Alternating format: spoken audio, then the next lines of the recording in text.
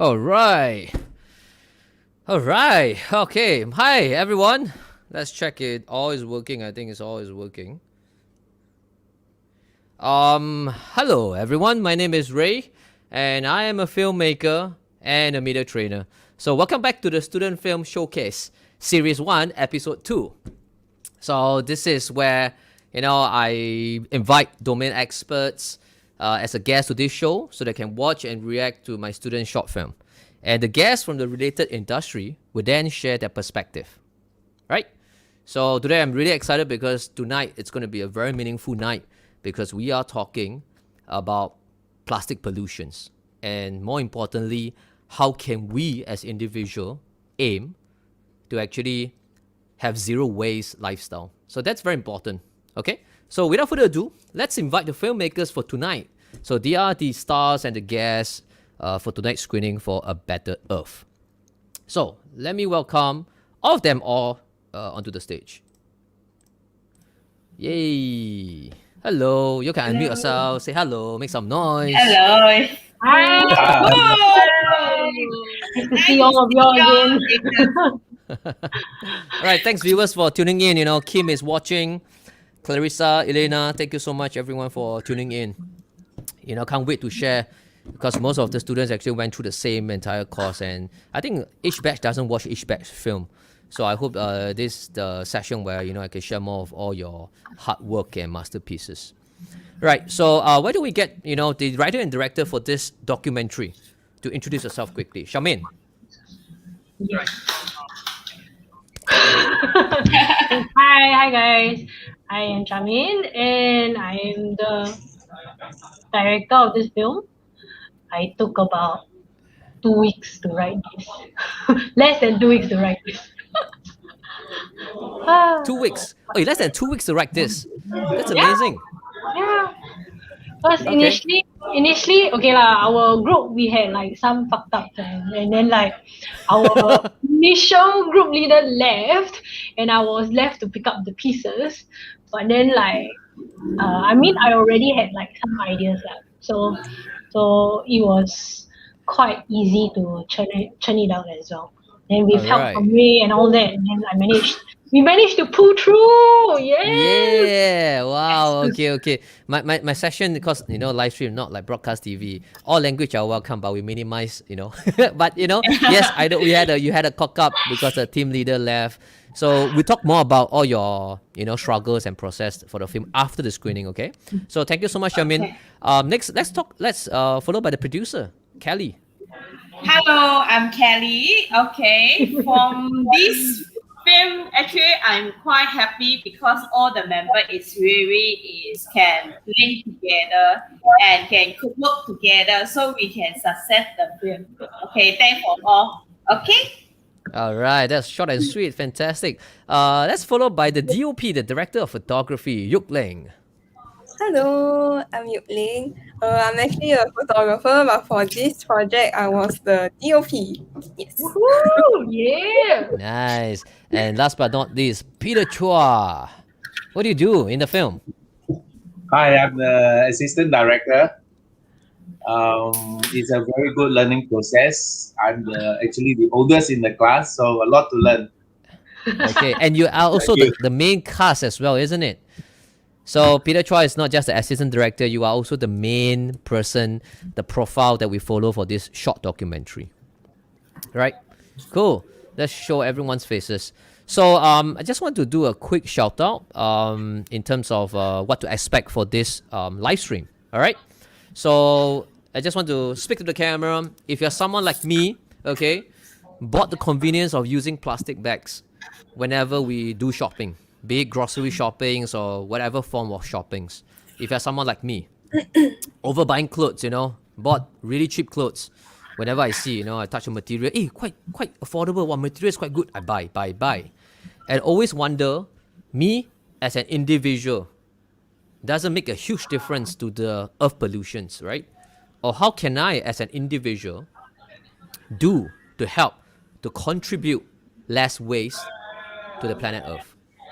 So please stay tuned because I'm very grateful to have invited two special guests and also the filmmakers behind this short documentary, A Better Earth. So if you think you are going to benefit from this live stream, hearing some tips and tricks and even some lifestyle choices, please share it with some friends, share this live stream so the earth can benefit if we do just our little part. Okay? So now I would like to invite my two special guests for tonight's show. First, okay, let me show Jasmine Tuan. All right, really, really grateful that she said yes to this with such a short notice. Okay, it was a spur of an inspiration and said, we should get an expert. And we got a few suggestions from all the friends. And I realized Jasmine is the right person for to complement this documentary, because there are a lot of environmentalists that is in a macro level where they do architectural design to blend nature into our daily lifestyle. But we needed someone that is more in the micro level, just like myself, right? What can I do as an individual? So Jasmine is a zero waste advocate and activist, a PR and marketing for Planet Earth. She's also a multidisciplinary creative, and Jasmine have given talks and DIY workshops to various groups, associations, and organizations, and committed to zero shopping on new fashion items since 2018. So from a self-proclaimed shopaholic, collector, and hoarder, she ran from a maximalist to a minimalist. Okay, she downsized her life from a walk-in wardrobe to a rack full in 2015 and committed to buy nothing new in 2018. Jasmine is no stranger to the fashion, music, and creative scene in Singapore. All right, without further ado, let's invite Jasmine. Hello. Hi, everyone. Hi. Thank you so much for having me today. Hello. Wow, very grateful, So really happy to have you here with us to share your journey. So can you share with us, at the end of 2017, right? At the end of 2017, what happened and what led you to be a zero waste activist? Yeah, so all this while, I think I've been recycling all my life, thinking I'm the most eco-friendly person on the planet Earth. But actually, not true. Because end of 2017, I met this NGO called Zero Waste Malaysia. And they opened up the world of R's in my life.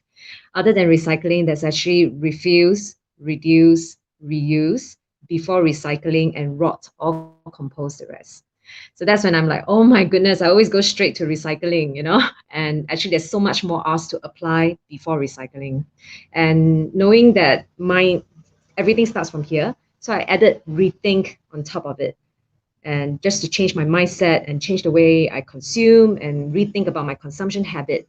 So that is how I have rethink, refuse, reduce, reuse, recycle, and rot or compose the rest as my 6 R's guide.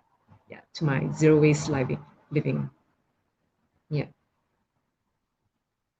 And then I have to carry on. Okay. Oh, I forgot to unmute myself. Sorry. I didn't hear you. Yeah. I was talking and then I forgot to unmute myself. That's a lot of R's. There's a lot of R there. So the usual, what are the typical R that we are used to? Recycle, reuse, and reduce, right? Reduce. Yeah. And then the new R's that you think about. Rethink. Tell us a little bit more about that.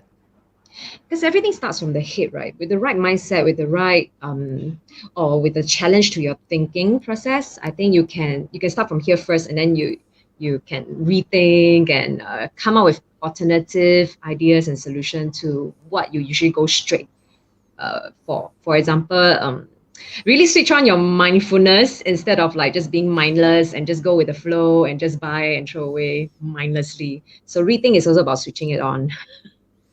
So would you say that right now, having this session is to help people to rethink? Rethink everything and question everything. Who made my clothes, for example? Why is it so cheap? And instead of like taking another plastic bag, stop. Can I bring my own reusable bag? Instead of just tapao and get another plastic container home, can I just sit down, buy and dine in on the spot? Then you can reduce another waste.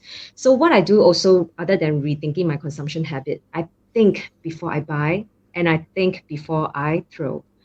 So that's when you really start thinking instead of just wasting it. So the thinking process, the education, that's so important, isn't it? Yeah, someone Yes, is and asking this I question for Ziwang. Rethink, refuse, reduce, reuse, recycle. What's the one more? so the in sequence, yeah, rethink, refuse, reduce, reuse, recycle, and then rot or Rot. compose. Yes, which is the final R. Yeah, return the nutrients back to the soil, which is super important as well. Nice. Oh, great. We have a lot of interactions live here, sustainability for the future. I love that. Thank you so much for tuning Yeah. in. All right. Sharon say, wait, Sharon said something about Sui is always. from Zero Waste Malaysia. Hi, Sui Call. She's the founder of Zero Waste Malaysia. Yes, which is the NGO that right. changed my life. Wow. Can Sui text like that the URL or someone please do that? I'm too, I don't have enough Yes. hands anymore. And I really give a lot of credit to Zero Waste Malaysia NGO because they have such a supportive community on Facebook group. So you can join them also and learn so much from not just one head or two head or you having to think about everything, because the community will share their own experience towards the same issue. Yeah, like what should I do with this? What should I do with that? And then you just post it on the group and everyone will give their comments and helpful tips. Nice. Oh, do you know Shirley? You cut your hair so short. Hi! It's not cut, I shave. I reset. Another R there. Is Yeah, this for 'cause- something like it's something you're working on? Yes, I'm working with Mindy Tan, who is a photographer and also a film director like yourself. So she's working on a hair film project and invited me to be a part of it. So what happened is before I have a bleach hair and I felt it's really toxic. There's a lot of chemical on my head, and when I give talk and sharing, right, I always felt a big clash because I'm saying no plastic, but then I'm like talking with my toxic hair, so I just feel really off aligned. And then when she invited me to do this hair project, I said, hey, you know what? I'm ready to shave. And then she said, really? Yeah, okay, let's do it. And then shave. I save on shampoo also. Oh wow, yeah. Talk about sharing, like saving things. Fantastic. So Sui is saying Jasmine is super hardcore. Yes, we can tell. Shave, inspiring people, in the community. That's fantastic. We'll come back to Jasmine. But I would like to really thanks Jasmine.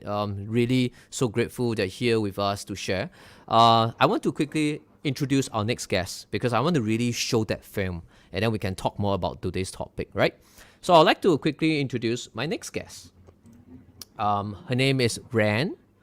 Let me show her card real quick.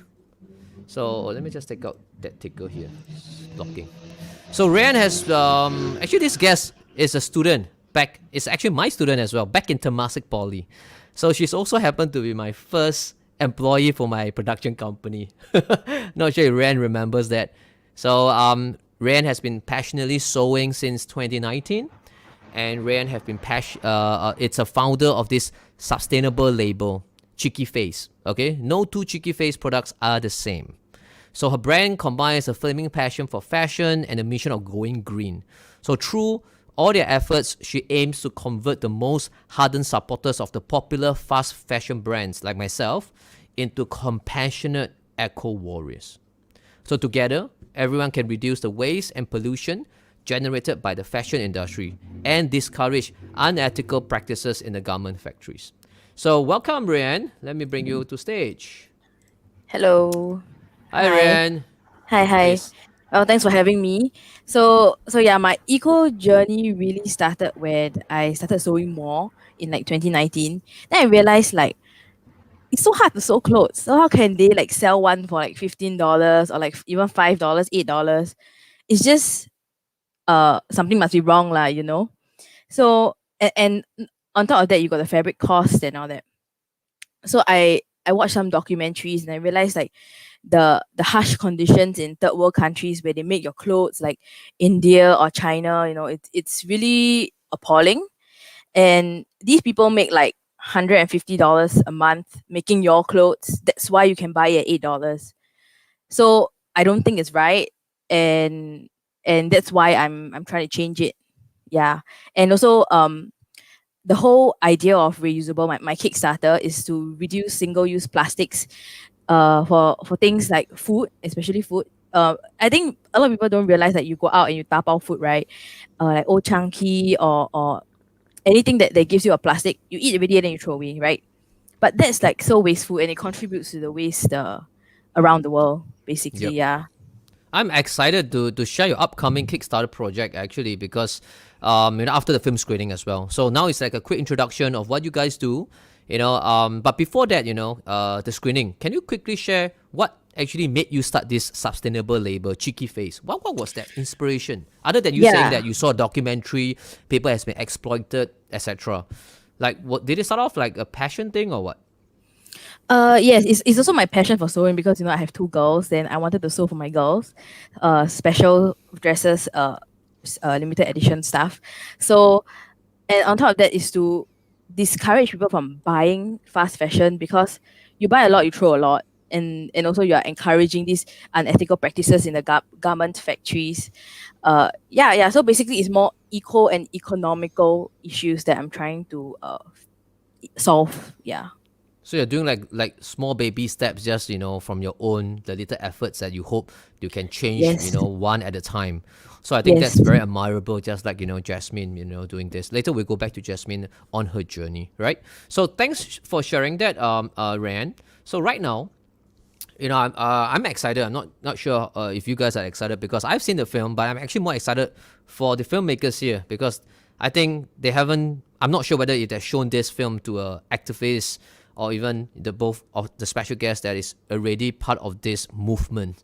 So not sure what's their take on it, but I'm looking forward to actually hear from my guests and even the audience. For those who are joining in, I'm going to screen the film. So please watch the film. It's about 3 minutes and 30 seconds ish. Comment after the screening. Okay, if you guys are ready, I'll be playing the film. So 1 minute. They reset my stuff. Sorry about that. Today's episode. Oops.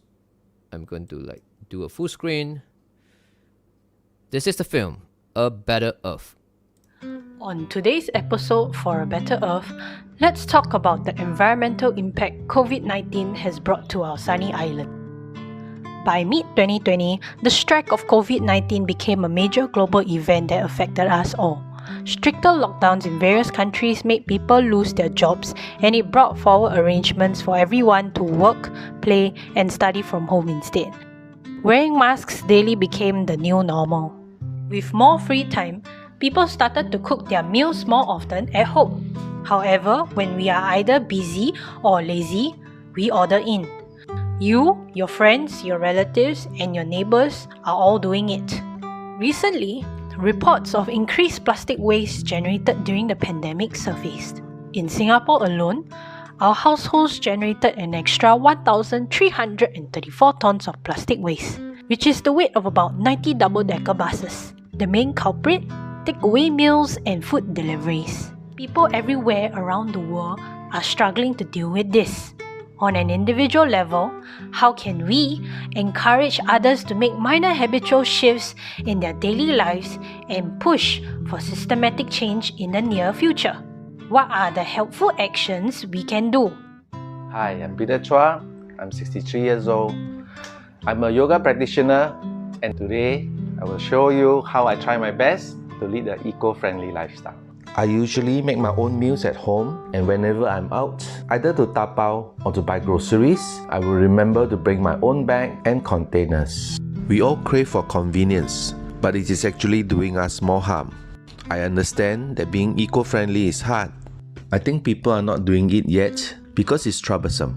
But at least for me, I feel that my small efforts of BYOB are slowly turning into big savings. At home, I do have separate boxes to deal with my daily trash.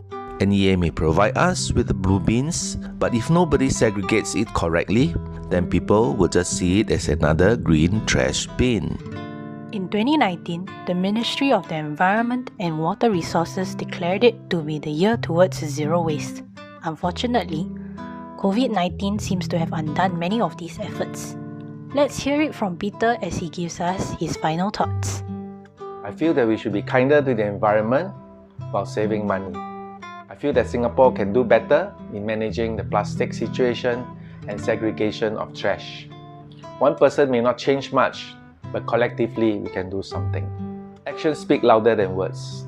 I've already signed the petition and I urge everybody to do so. This will encourage the government to take further action. Well, if a grandpa like me can do it, so can you.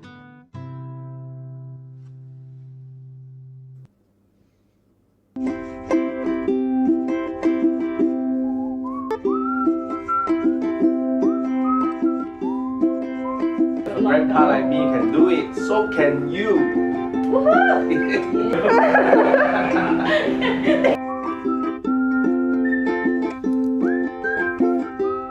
See, no segregation. Everything dumped inside. Hi, I'm Tuan. I'm 63 years old. I forgot what to say. All right, let's bring everyone back. Big party here. You're so funny. Oh my god. The end part is always what gets me. It's our favorite blooper in the group. It's our favorite blooper. Right, Vida? Sorry, you guys can unmute yourself. I think maybe a double click here. Yes. Yes. Yeah, it's our favorite blooper. It's always Blooper. On Peter, I like the part where where Peter says, you know, there's no segregations, everything dumped there. I thought that was pretty ironic. Yeah, let's hear, you know. Let's hear from the guests. I mean, like, we watched this like several times. I think it'll be quite interesting to hear from our special guest perspective. So why don't we start with Jasmine first? Jasmine, what's your take? Okay. What do you think of the documentary?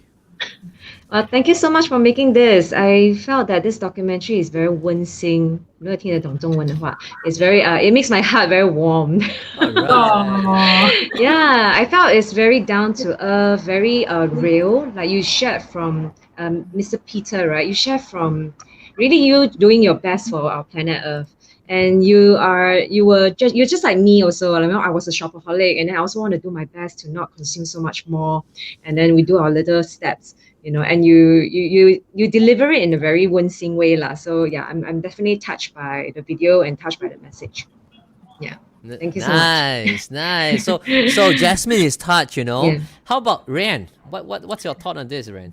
I feel that the short film really resonates with what I believe in and the problem in Singapore.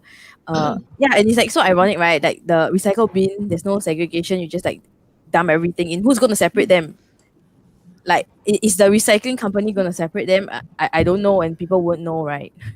So yeah, and I think Peter did a very good job in trying to live a eco-friendly lifestyle. Yeah, by bringing your own containers. Yeah, it's good. And Peter is good that Ernest said Peter 帅又可爱. Oh, that's a comment from Ernest. Lucky we have a very good looking, profile. Yes, for your age, you know. Yeah, if I'm your age, I wouldn't have any hair left, man.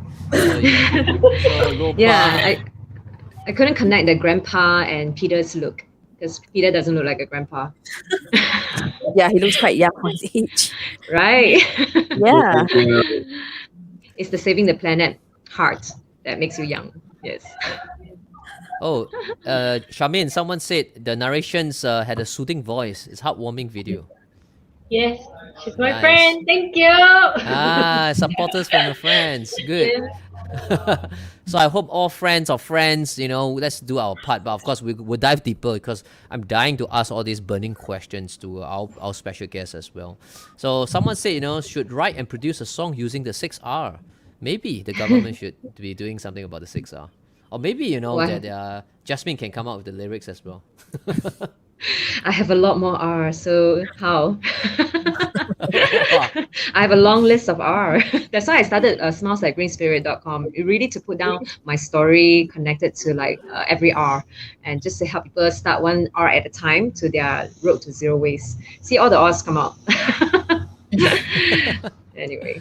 Yes. Okay, someone said something about, I wonder the real distribution center, how do they really recycle? Jasmine, do you know? The real let me look at it. The real distribution center. From what I know, the chances of you putting all your recyclables in a blue bin, right, the higher risk for contamination. I think about 40% of what's thrown into the blue bin will get contaminated. So meaning it will be sent to the incinerator to burn. So that is what I know from all the groups that I've read from. So what I do with my recyclable, I clean and dry them, and I go to the cash for trash, which is in all the RC area, and you can try to get some coins out of it, which is quite a fun thing to do. If they don't accept certain trash from my collection, I will put also to Citi. I'll pass it to them because they also sell the recyclables. And every month they do a collection of their recyclable waste. So then I'm 100% sure that it will go to recycle. So I hope I answered to that question.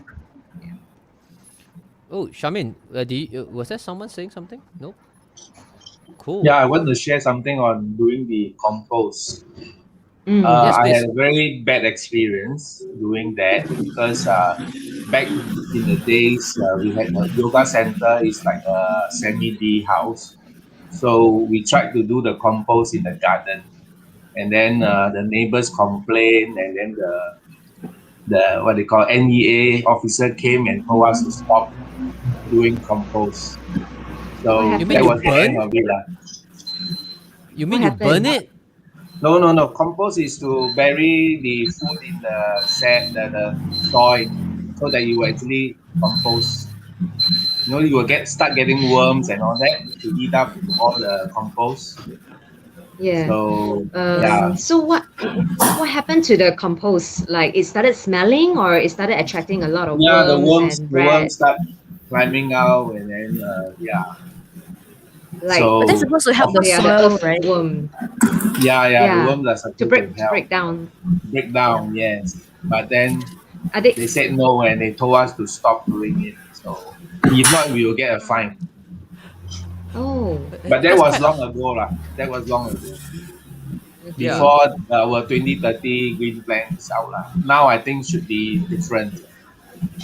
Yeah, so before when I was in Malaysia, right, I was staying with someone. My housemates super don't like flies and like anything creepy crawlies. So I didn't start any composting when I was living with someone. But what I do, I freeze my food waste and I collect them and I throw it in the community garden nearby, which have a compost bin. So then they can use the compost and the whole thing to moisturize their soil in their gardening in the community garden. So that was what I was doing. And when I come back to Singapore, I do the same. I started composting also with just IKEA bins that I stopped using because I have nothing to throw away anymore. And I started with soil, dry leaves, and then I put food waste, and then I put dry leaves again, and then I put food waste. So just make sure it's 1:1, and it's super easy. No smell, no complaint so far, but maggots crawling out before, which also have a solution to it. You just put salt and you make margarita with lime and salt, and they won't climb out. Yeah. Margarita. Wow. So when in doubt, right, just Google, and Google will tell you all the answers. If not, you always can go to like community groups like Zero Waste Malaysia or like Journey to Zero Waste in Singapore, and they will give you all the answers. Wow. This is like, I'm not sure if it's too hardcore to actually do the composing ourselves, but what's your take on this, Jasmine? Like, do you encourage people to do their own composing?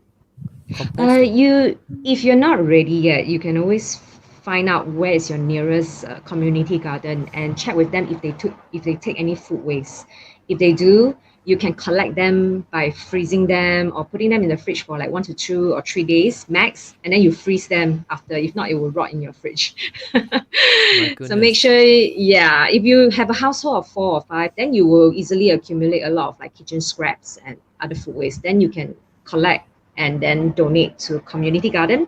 If not, you can also divert your food waste into useful cleaning products like eco-enzymes or multi-purpose cleaning solution by just soaking citrus peel, for example, in a vinegar.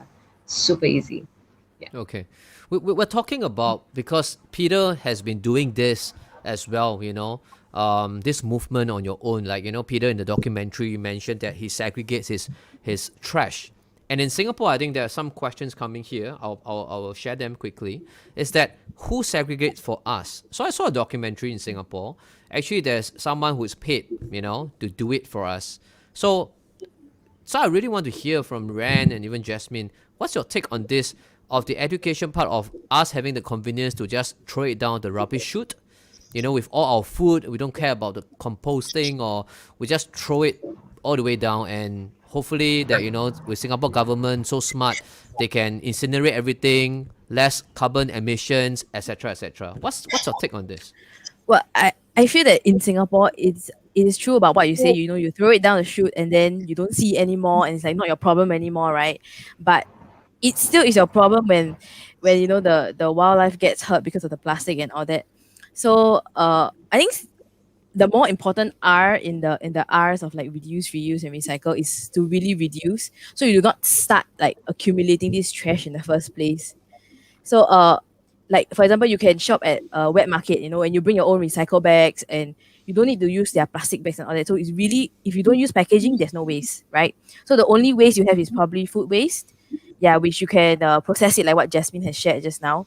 So yeah, I think we should just stop using packaged stuff. Yeah. Okay, let's hear from Jasmine as well. So Jasmine, you said some. What's your thought when I was asking that question to demyth this thing? What's your thought on this? You were shaking your head. Like burning everything. Yeah, we do have a very good waste management system, which is mostly incineration. Our trash are mostly incinerated, but our problem is actually the deadline of the trash field, the landfill, the trash island, which is in 2035. When I first read about the trash island, right, our deadline was 2045 and it will be filled, but now it's shortened to 10 years. And I can imagine during the pandemic, it will be shortened to another 10 years. That means 2025. So it's like, to me, it's a very, very near date. We are already in 2021. So what's going to happen next? Who's going to build another trash island for us to burn our trash? So it's really, really expensive to build that trash island also. It's 610 millions, and who's going to pay for it? And it's not a cheap thing to deal with our trash. And my thought about, Yeah, sorry. Please go ahead. Continue. And my thought is, I think it's good to train us to start to deal with our own trash in terms of segregation, and also making sure we recycle right, which is what something Singapore wanted to roll out, I think, in the near future, that we started to sort our waste, and maybe we can get some incentive out of it. I think that's a good start. But my favorite R in this case is actually refuse. Because when you keep saying no, right, so a lot of things, you already eliminate like 50% of the waste coming into your house. I'm also a little bit disciplined on myself. Like if I wanted to eat something and I know that it's only serving in disposable, I will have to say no. So like, sorry, because you only use disposable and I didn't bring my own plates and my reusable, I choose not to buy on that day. Yeah. So you not just save money and you save waste if you keep saying no. Yeah. I know it's very hard. Well, that's eye-opener. So because you're saying if you did not bring your what do you call that, the tote bag or something, like those like green bag, let's say if I'm at the supermarket, reusables, and I would just refuse and say, okay, I'm not going to do some grocery shopping today. Is that what you're saying? Yes. Maybe then wait for tomorrow. Yes. I was as harsh as that. Yeah, I buy what I can manage with my hand or with my existing handbag. And if I need to buy more, I know I don't have my reusable bag, then don't buy today lah. Buy the next day lah. Chill. I'm going to try that. So refuse first. So okay, I have this naive thinking. Sorry, please continue. You were saying. Oh no, because if you always say never mind lah, tomorrow lah, next time, it never start. You never start. The trash will just keep coming.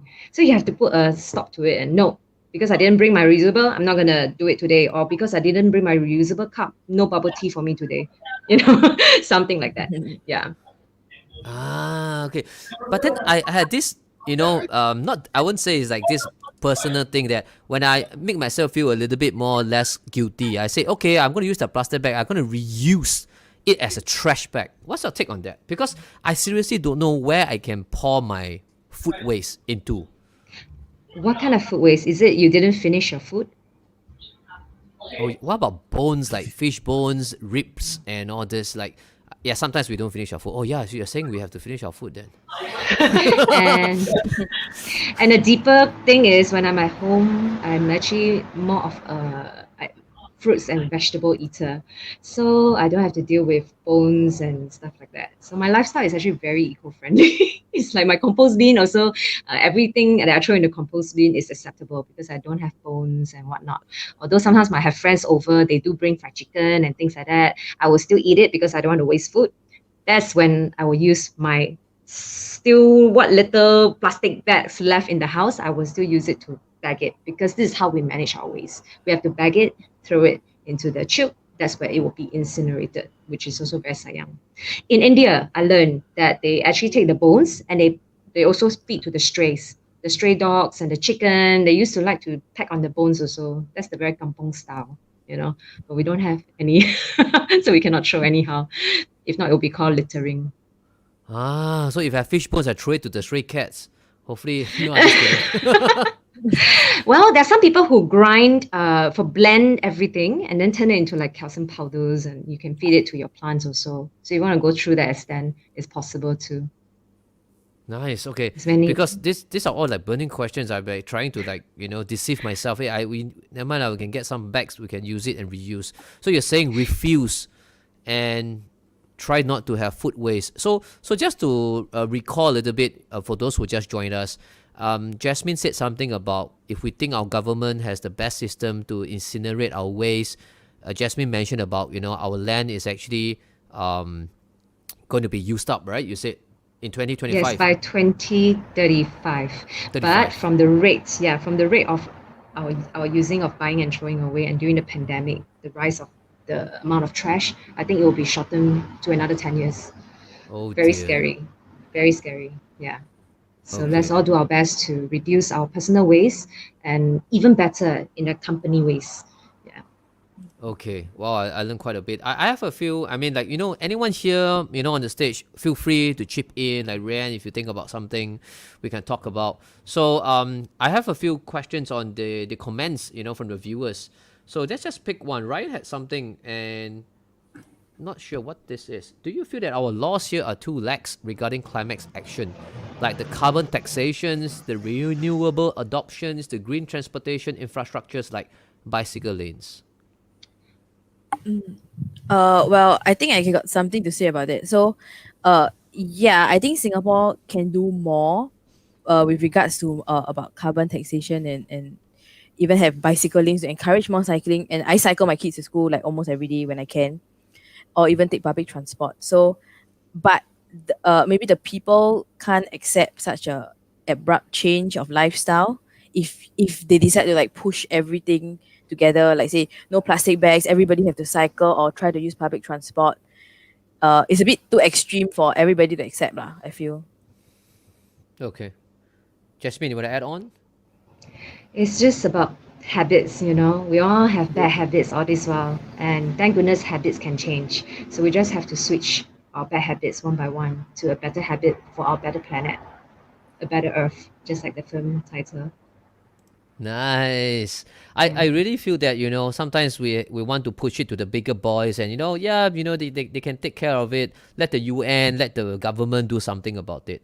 So actually for this documentary, we hear from Charmaine and Peter at the end when you guys have a QR code to actually have a stand, to have people to sign the petition, to put pressure on the government.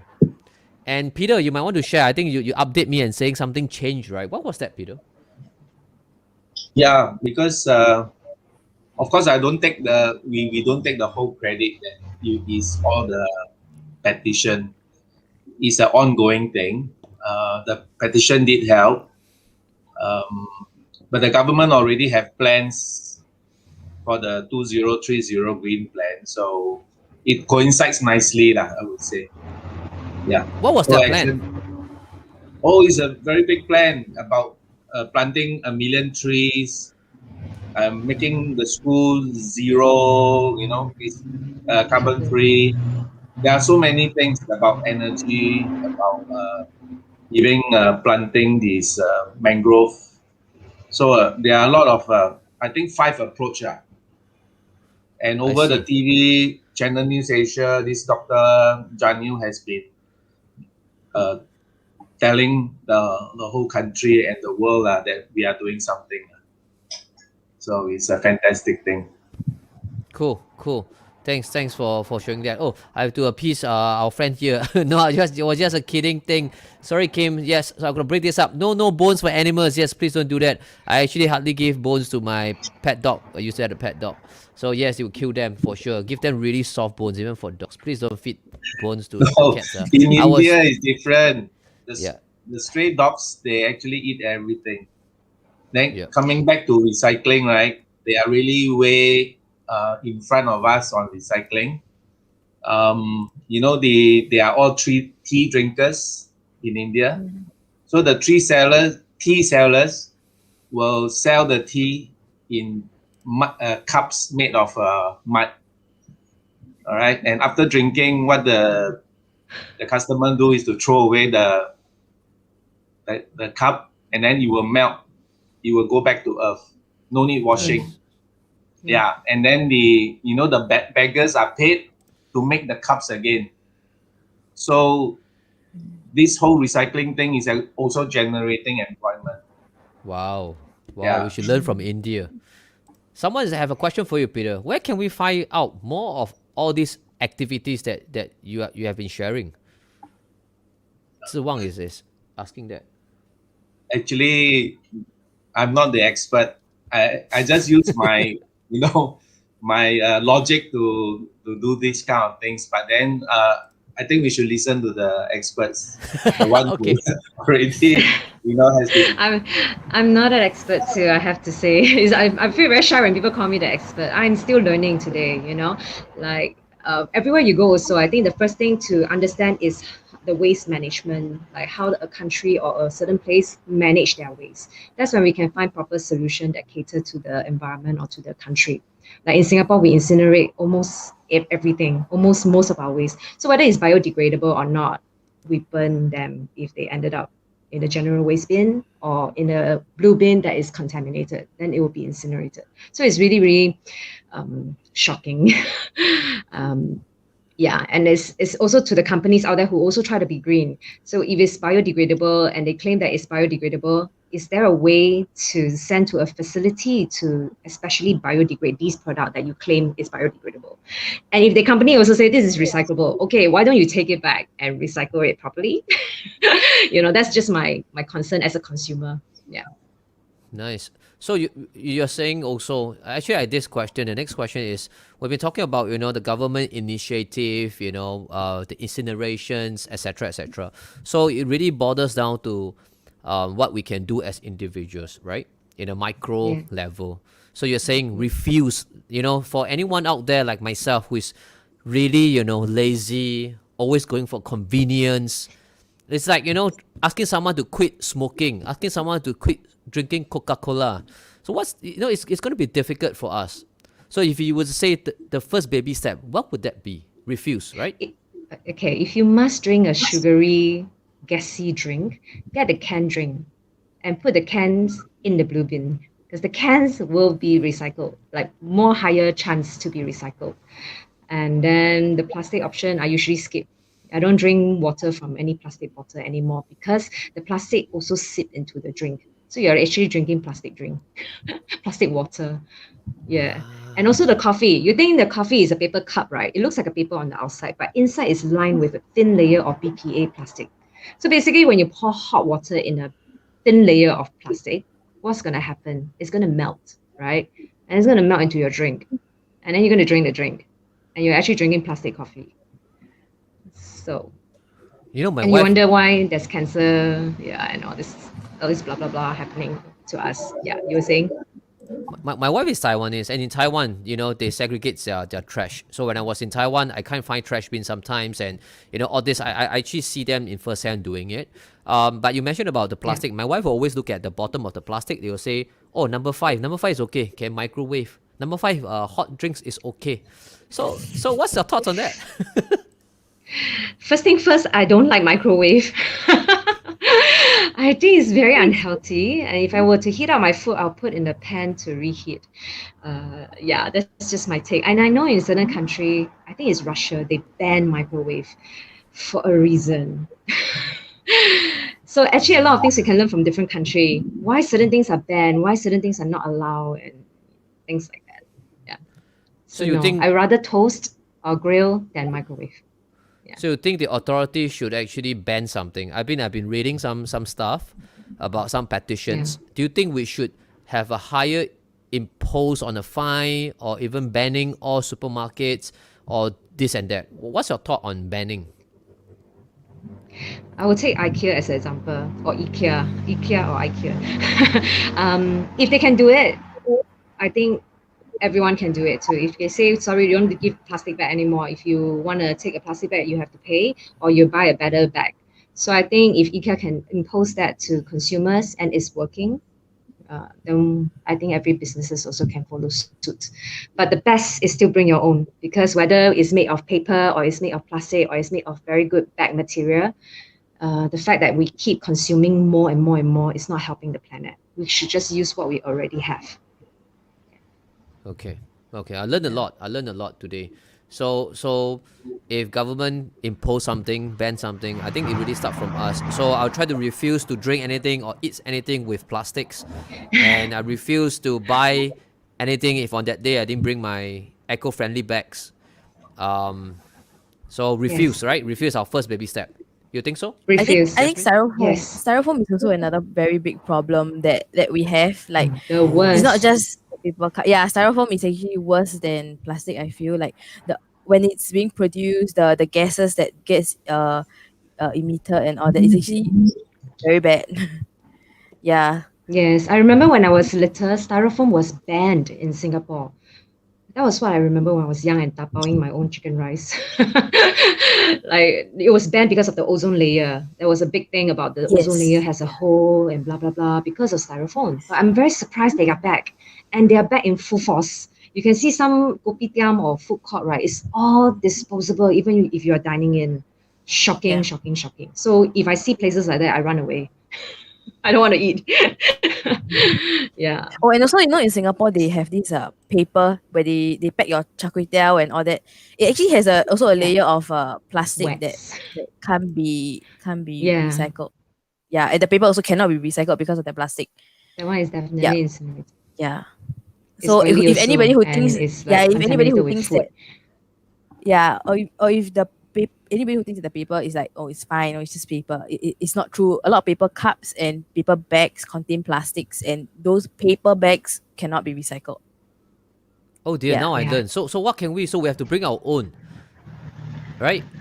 So I thought like BYO. about chicken rice, that brown paper-ish thing. There's a Yes. layer of plastic on it, isn't it? Yes, it does. If you Yeah. see, So it has Yeah. plastic. so let's take away fruit. If you had to take away, bring your own containers.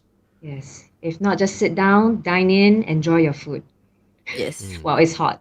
Yeah. Okay. Wow, we have some, people sharing some stuff here. Lopa hasn't been doing microwave for 4 years because Lopa comes from India, So wow, that's Yay. fantastic. Oh dear, I'm using microwave every day. I'm like the worst example here, So Convenience if I can mah. be convinced, No, you're like, I have to take baby I steps. was like that too. Oh dear. Okay, and Lopa said, no, Shirley said something. It's okay to use microwave. I've been using for, okay, so different views. Okay, Lopa said something about using veg peel as fertilizers and wash the vegetable with the water and also use it for plant regular basis. I think reusing, right? I think. We're using the water, I think. Safe water, yeah. And Okay, yeah. cool. So Yeah, we do. maybe we should. Do our best. Sorry.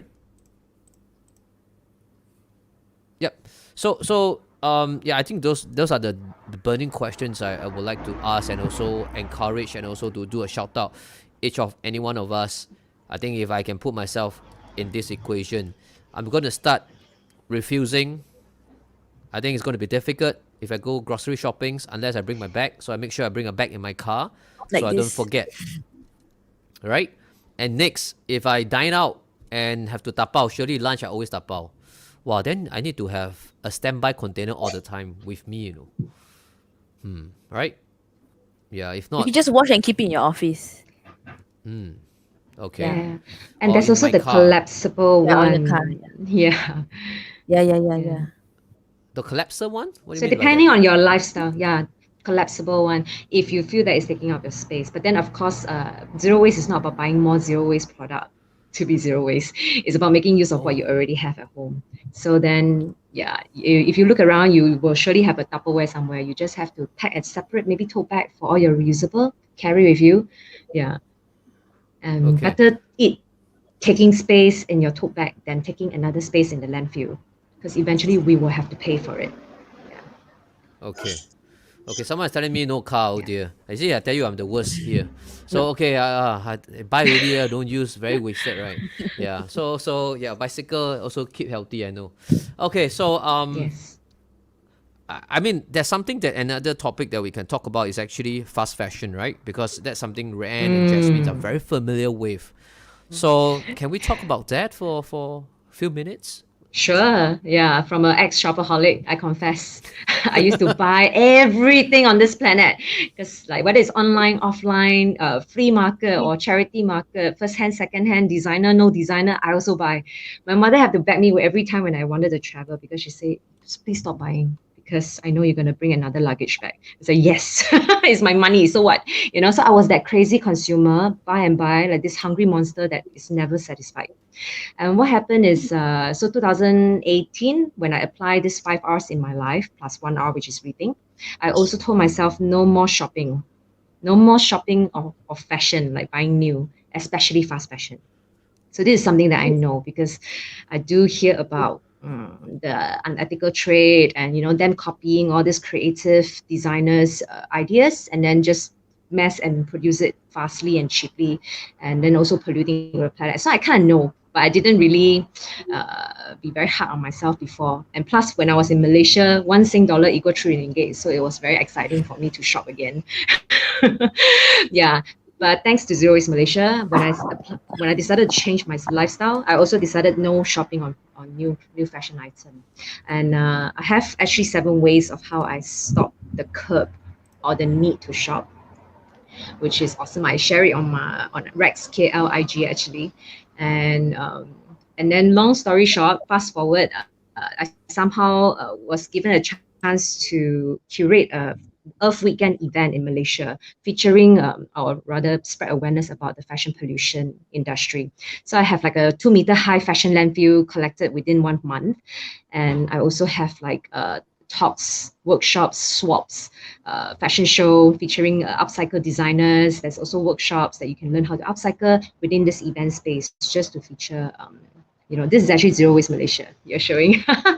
So yeah, the Earth Weekend event was something else that would really expose me to this film called The True Cost, because it was from that event I sit and watch the True Cost documentary entirely, and that really solidify my belief in not buying new anymore, especially fast fashion items, because of like the detrimental effect it has to the environment, to the planet, to the people making the clothes, and also to our pockets. You think you're buying cheap, but actually you buy a lot and they never last. They were not made to last, and then you have to buy again and again and again. That's how they keep you in that buying loop, which is very unethical in my opinion. So what happened is, I started a pre-love store also by accident. There was a space for me to curate a sustainable fashion label, which I dumped all my possession in, most of my possession in, because I was still a hoarder and I hoard a lot of good clothes. So I let go and moved back to Singapore. And during the pandemic, I looked at my empty walk-in wardrobe, which I downsized, and it was empty and not rented out. I also decided to start something like a circulation in Singapore, circulating good fashion pieces within the community, and all in the hope to reduce fashion consumption and waste in Singapore, because we all love shopping, right? This is our national hobby, and I was there. But it was really freeing when there's no need to buy any new thing anymore, because I already have everything here with me and all that I need. So it's super liberating. Yeah. You know, there's so much. This is an art to be, you know, someone who's aiming for zero waste or even reducing waste. So I think it cannot be like, you know, it's out easy. One day we have a live session and then we're going to learn so much. I think the best way, you know, is follow Zero Waste Malaysia. There's a lot of good tips there, and also follow, you know, that's why I'm sharing this screen right here one more time. to also follow Jasmine Instagram, because I think she does give a lot of tips and events coming out, this and that. So please check out Jasmine. I'm going to flash it's IG at JSMNTUAN. So it's not just about, I think we have to learn so much, like, the things that you're going through, some IG, So tell us this thing about, you mentioned about swapping fashion. I think it's an upcoming thingy, which is the 25th of April, right? Since you mentioned that, let's jump to that, shall we? Sure. So So since I stopped shopping, I start swapping. And it has been amazing for someone who wants to enjoy fashion, still enjoy fashion, but in a sustainable way. And what happened, we do this coming 25th of April is that people need to pre-register. There's a sign-up form you can click on the IG link. And all you need to do is to bring 5 to 10 good pieces of clothing that you stop wearing or using. Bring to the event, and you can swap up to 10 pieces that you will wear. So this is how we have been doing. This is our 7th pop-up. And usually we do it at a Crane, sometimes at City Sprout, but most of the time we'll be at Crane co-working space. Yeah, so you see a lot of fashionistas also joining this journey. Because I think a lot of people either own a lot, they just want to donate to us, or they don't want to buy new anymore because they also know about the detrimental effect it has to nature and also to people. So they also come to swap to enjoy fashion in the most sustainable way. So Jasmine, I have a question. So for us, we can just go in, or do we actually have to register? Yeah, you do have to pre-register for those who wish to swap. We have 4 time slot, and every time slot we can only accept 10 swappers. And if you just want to come and walk in to take a look, we also welcome that depending on the capacity. You can also buy pre-loved items at just $10 each. And part of the proceeds do go to a charity arm. And this time we're going to donate to Fashion Revolution for the good work that they're doing. Yeah. Oh, that's nice. So how about another one that's upcoming this coming weekend, isn't it? It's called the Farm Day. I saw on your Instagram. What is it about? Yeah, that's Sprout Hub. So it's an Easter edition. Farm Day Out is where I drop my food waste actually during the pandemic. During the CB period, I cook a lot at home as well. And my compost bin are very small. So they got filled out very quickly and I have to wait 2 months, right? And meanwhile, I just freeze my food waste, like seeking help. Where can I drop my food waste? And I searched around my neighborhood and I found Sprout Hub, which is at 102 Henderson Road. So what happened is I just asked him, hey, you guys collect like food waste? And they're like, yeah. And I've been like going there, dropping my food waste to their massive compost heap. So what they do is they have different farmers who rent like plots of land in this old school that turned into a community garden right now. And they will have an open farm or farm day out, they call that. And everybody can come, but you also have to register. There's a lot of vendors participation as well. So every vendors have different activities. So you need to sign up and pre-register as well. And they will have a farm tour. And you can learn all about like all these green businesses that is already in Singapore, and to maybe adopt some of the alternative in your lifestyle. And this is how you can learn also.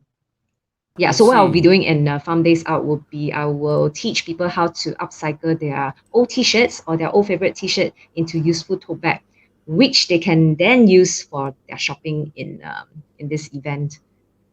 Nice. So it's a very practical use, yeah. If you guys got want to make your weekend an interesting thing, check out this event. It's on Jasmine's Instagram, right? Yeah. Cool. Yeah. So Peter, you know where to drop your food waste now.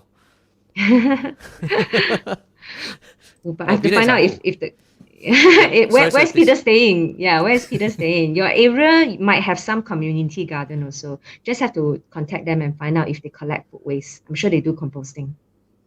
Nice. I really like, an eye-opener for me about all these food waste.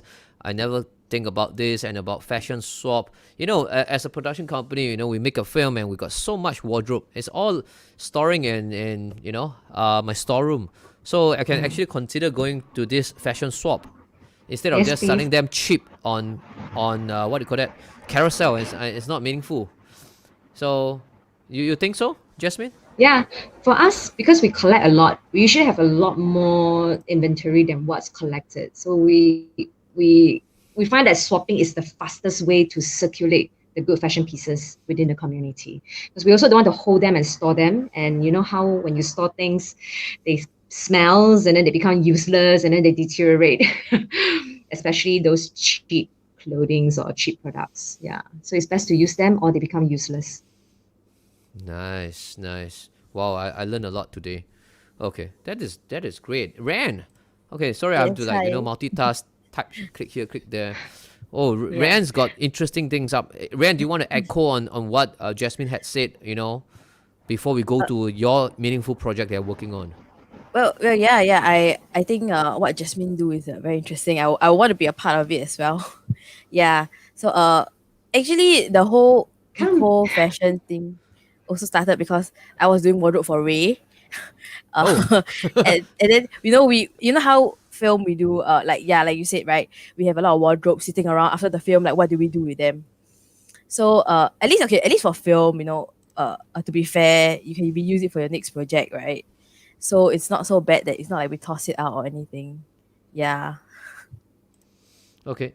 Zhiwang, is it Zhiwang? Is anyone friends here? Zhiwang is asking if you guys partner with PA, I think People Association. Do you? Do you guys do that? Not me. Okay. Maybe he has some contact. So Independence. Zhiwang, if you have some contacts, feel free to DM, either Raeann and Jasmine's Instagram account. Right? So always Yeah. this live stream will be put out on the internet, YouTube, whatever. Can always pause and go into their Instagram. I'm just going to also put it out there since you guys are in production, right? For those who are in Yes. production, very welcome to come rent our wardrobe because we have massive collection of clothes and it's all curated before we send to swap. Or if you want to buy pre-love from us, very welcome to do that too. Because on this planet, we have many, many beautiful clothes already. So no need to buy more to add on to more consumption to the country, to the planet. Yeah. So how do we do that? What link? Message club.sg on our IG and I'll Okay. respond to it. Yeah. If you need Cool. to rent or buy wardrobe from us. Yeah. I should do a dedicated post and put it onto some productions Facebook group and say, for wardrobe people, I think, the stylists and all this can consider going there to rent. That's so Yeah. good. Nice. And you'll find So- more interesting pieces actually, instead of the cookie cutting design that's out there that everybody have. So it's more avant-garde. No, just kidding. No lah, I got different different type. You say it's special, ma. So avant-garde is the most special. Just kidding. That's Just haute kidding. couture. Okay, cool. Yeah. So going back to Raeann, I'm going to share a screen here. Okay. Because you're working on this project that's so interesting, and of course, a quick shout out on what you do as well. So this is Raeann's another Instagram account. It's called Creating with Ray. Tell us a little bit about this. Okay, so I started this account because my main account was being flooded with my sewing stuff. So okay, this account is usually all my sewing things, where I also share my Kickstarter updates and all that. So as you can see, like these are all pieces that I made for my kids. Yeah, so I stopped buying fast fashion some time ago for my kids, for myself, and I started making, because when you make, you use less. You need more time to make. So maybe you make one every week instead of buying one every day, because you buy is so easy. You just give your money and like take it from the shop and all that. Yeah, so the convenience is, I feel, is also one thing that is fueling the fast fashion issue. Yeah. So actually I do have another Instagram also, Cheeky Face, which, because okay, so I get many good response about my sewing. A lot of my friends ask me like, wow, so pretty, they want to buy, and so I started another one which people can buy from me now. I'm ready to like start selling and get busy. So this Cheeky Face is all about sustainable fashion. So buying sustainably and making sustainably, and sustainable not only just in the eco sense, also in the economical sense, whereby I buy from small businesses. So fabrics are most of the time bought from like People's Park, local vendors, and also sewn by me for now. And obviously, and of course, I have future plans to hire local seamstress also, and also to offer them a fair wage to make clothing. Yeah, because I think Singapore has a lot of talent. It's just that we just have to encourage them and to tap on it. Yeah. Yeah, this is where I will also sell my reusables. You said something about, you started this as a passion, doing sewing and for your kids, and then that led to this really interesting Kickstarter project. Tell us, how did this Yes. reusable sandwich bag came about? Okay, so yeah, I have one here. Yeah, so anyways, every week my child has an enrichment class, so we will like pack a sandwich for her, like a little lunch for her, and it's always in a Ziploc. You don't want it to leak or anything, but it's like every week you use one Ziploc, it adds up. And I'm thinking like enough is enough. I wanted to sew something to get rid of this Ziploc problem. That's how I created the reusable bag. And as you can see, like on the page, actually, I did show like a few prototypes. So I had 2 prototypes before actually finalizing on this design. And it's also to combine a lunch box and insulating lunch bag in one, because I know lunch boxes can be bulky to bring out, and people want to sometimes keep their sandwich fresh or even warm longer, right? So there's an insulating layer that I've added to the design. And also inside is definitely also a food safe layer, which I've sourced from the United States and imported from United States. Yeah, so I think all this combined, I've created a product that can, I hope can encourage more people to bring a reusable bag to contain their food, snacks, and whatever not when they go out. Yeah.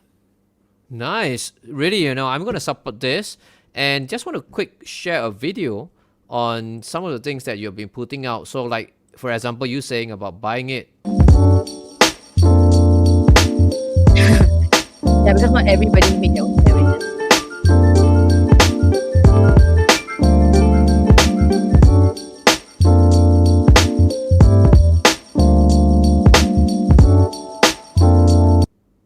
So that's one. And thinking about how should you wash this, man? So let's see how. Yes, how actually, we it's can quite wash easy this. to wash also. Yeah.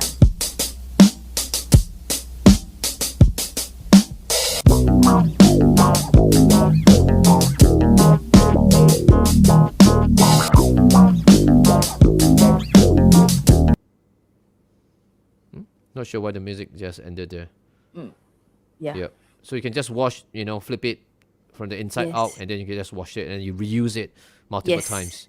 Correct. So it's just like, when we talk about we need bags, we need to have some takeaway food. So this is one way we can do it, right? Yes. So I'm going to share back the screen here on the Kickstarter campaign. So hope you guys can support Raeann's little effort, to make the world greener. Thank you. Right? Yes. This is on the Kickstarter, reusable sandwich bags, right? Well, So it's the word play on my name, so it's like reusables. Oh, now I get it. I Yes. never look into the spelling. No wonder. Okay, so do not use the actual spelling. Must put RA. If you type Yes, just yes. reusable, you might not be able to find it. Okay. Yeah. There are a Cool. lot of there are a lot of sandwich bags that I found on the market, but none of them satisfied my criteria, which is it must be food safe, it has to be insulated, and that's why I created this product, because it's either it does not have an insulation and it's food safe, or it's insulated but the layer is not food safe. It's like I cannot find a product that satisfies my criteria basically.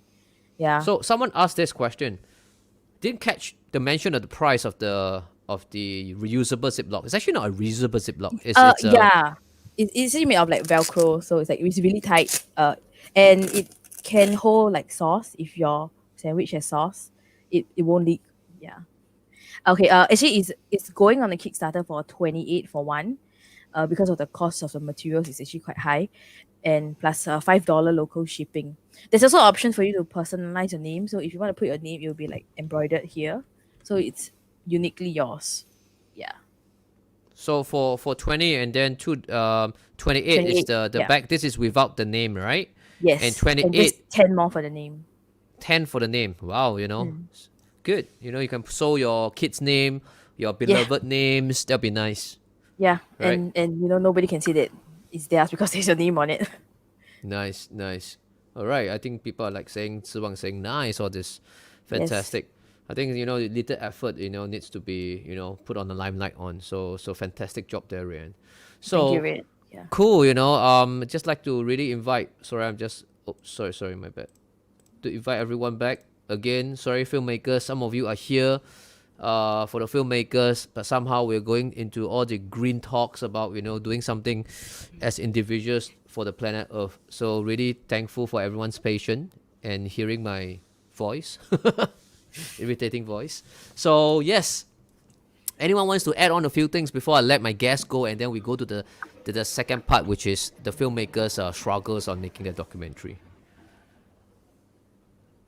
Well, I mean, it was great hearing from the two of y'all. Yeah, a lot of things I learned as well. Are you going to refuse as well? I mean, for myself, I've already been a bit more conscious about like my grocery shopping. I make sure every time I go out, at least I will bring like my tote bag. And then it's like if I didn't bring my tote bag, but I want to like buy, I'll just like no, maybe I should buy another day, that kind of thing. So yeah, I do that as well. Yeah. Nice. You have been refusing. I have not been. I'll do that. How At about the least, at rest? least on that part with like plastic bags, yes, I've been trying to do my best. Yeah. Nice. Yeah. Sometimes when I buy bubble tea, they want to give a back on the plastic cup again. I'll say no. I just hold it. So yeah, that's the at least a Yeah, little when bit you lah. yeah, when you cannot refuse, you reduce, which is very good. That's what you're Oh yeah. doing. Wait. Going back on just now something you said, like how do you get rid of the bones and all that from your food waste, right? Actually, I do know somebody who actually use like newspaper or like recycled paper to line their bins, so you don't need a plastic to line your bins. So just make sure that the food waste or whatever trash is dry. You throw it in the newspaper, wrap it up, and throw it to chute, and then it's all biodegradable or at least not plastic. Yeah. Yeah, Paper. they will Yes. still be burned lah. Yeah, there's still At the people. end of the day. Yeah, so I mean, well, I'm not the expert in composting because I don't deal with bones and whatnot. But then I know you can actually grind it, and yeah, you can actually learn more from composting group also, which is I think there's one called Project Black Gold, and there's also many more. Yeah, Wow. This best is is to reduce meat also because meat is also the worst, especially red meat. Yes, The way wow. the So farms it's, are, but like that's another topic. the factory. Yeah, that's a long topic also. Yes. wow. And I I'm going into recently a very watched deep. Seaspiracy, so it's even Yes. nothing we can eat now. We eat plant, but grow your own plant food and eat it. Yes. Yes. It's on Netflix, by the way, guys. Seaspiracy. Yes, I'm watching it halfway through. So yeah, like I did know that about 85% of the oxygen that we breathed in come from the sea and actually from the whale producing this. I don't know how to Yes, pronounce it. Wow. If you don't save the they sea, they we absorb the heat. Yeah, CO2 much more than trees. yeah. Yes, and whales are keep dying also because of a lot of the plastic pollutions and also from the sea industry or the fishing industry that just tore everything out from the ocean bed and just catch whatever down there. Not even a lot of bycatch because all this bycatch they don't need. They just throw it back to the sea, but they're dead. So it's really horrible. Yeah.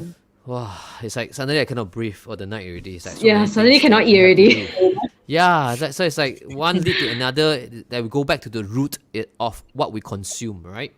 So you mentioned try to change our habits. It's for the Yeah. healthier sake and reason. Cool. All right.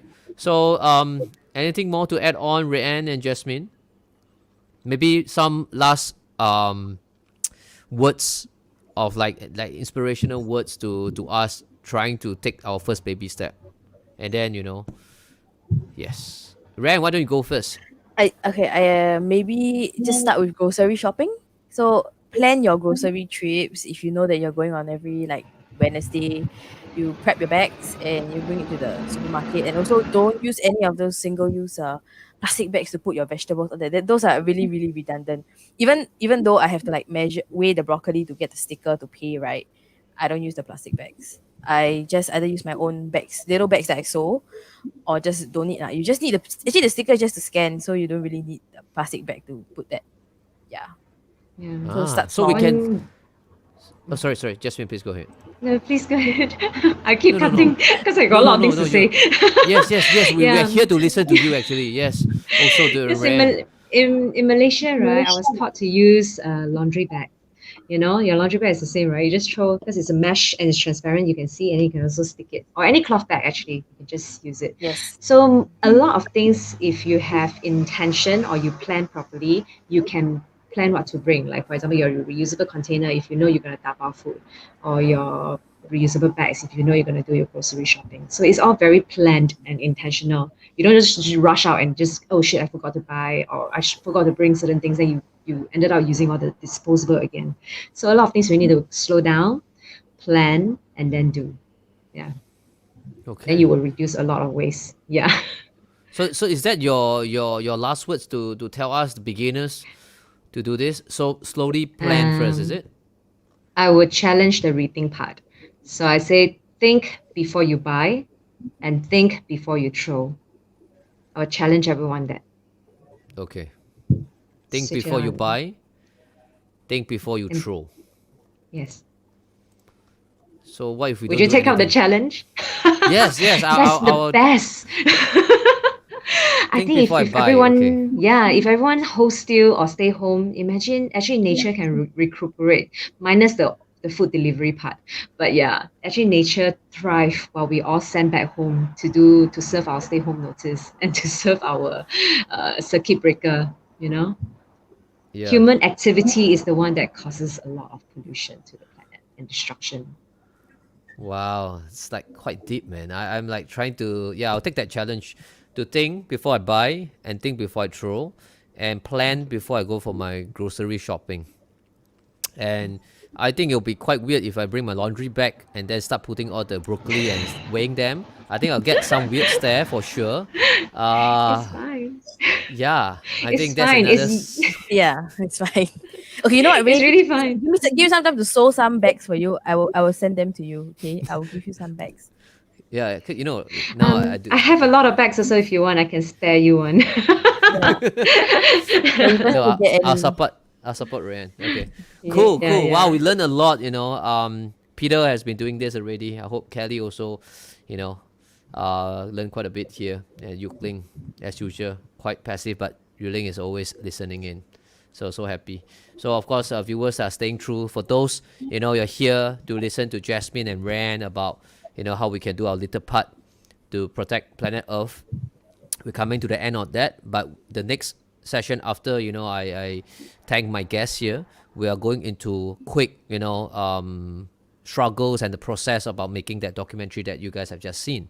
All right, so I'll be also posting a link on that documentary that this team have produced, so you can drive back to watch that full film. So I'll be posting the links later after the session has ended. Okay, cool. So thank you so much, Raeann and Jasmine. Really grateful. Yes, someone Thank you wants so Yukling to much. talk. Thank you. Thank you so much. Thank you so much, ladies. Thank you so much. Let's stay in touch. I'll call you out tomorrow. It's late now, so I'll call you out tomorrow. Okay, sure. Okay. But Thank you for the having me. Winsing film. Yeah. Yeah, thank and I you love the for film also. Yeah. this. Nice. I think they're very happy. Well done. I will share. Alright. Sorry, you share. Yes, good. Wow, Jasmine sharing it. Yes. Oh, good job. I think I heard for that. sure. Good, Yes. good. Please share the film. So I'll text you all. I think the link is uploaded by Peter. So yes. Okay. Okay. I hope Peter do more on his YouTube on all this so people all can learn. All right. So thank you, ladies. Thank you so much. Thank you. Bye. Good night. Bye. Bye. Bye. See you. Thanks for having me. Bye. Thank you. Bye. Bye. Bye. All right. So wow. So Wensing, you know, guys. Sorry, you all keep you all until the very end. About an hour, 20 minutes to the live stream. Okay. So 1 minute. Let me just quickly. All right. So now. We have come to the part where I'm just gonna ask you all, when you are making that film, right? I'm gonna share some of the thing. 1 minute, Okay, multitasking. So why don't we start with Charmaine first? Charmaine, after hearing their comments about the film, like, you know, like in terms of the visuals, I believe some of them have watched the film. I'm gonna share maybe this time around in a mute manner. Right? What are some of the challenges you and your team actually face when conceptualizing this documentary?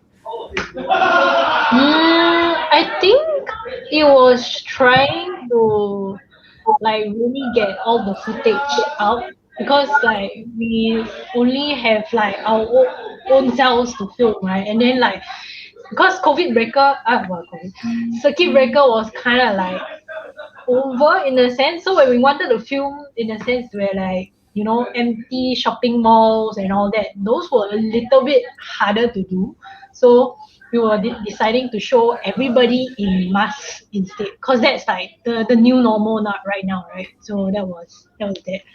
And then with like all the plastic bags and like showing trash, showing like all the single-use plastic, right? We do have them at home, right? So like Asian culture, we always like keep all the plastic bag, keep all the takeaway stuff. So those things were like a little bit more easier to produce and also a little bit more easier to like set up and everything. Yeah. And then as with like finding the location to shoot, Kelly and Peter were very gracefully like letting us to use their space. So that was great also. Like most of it was solved because like they were willing to open up their homes. Yeah, and then like Yuling also they had like pretty good ideas on like the different angles to film as well. So we got our shots quite fast as well. Yeah, and then everything will just slowly just come together, lor, and then it was just like that, lor. Yeah. So it was from a concept, and you were thinking on the plastic things that we all are using, and from there you all work together, and you work with the DOP Yukling about some different angles and Yeah, location wise. So everything just somehow worked for you, right? So you all so what made you think, because it was from Peter's angle that Peter has been already doing this, so you thought like it'd be good to actually follow this profile. What was that the angle?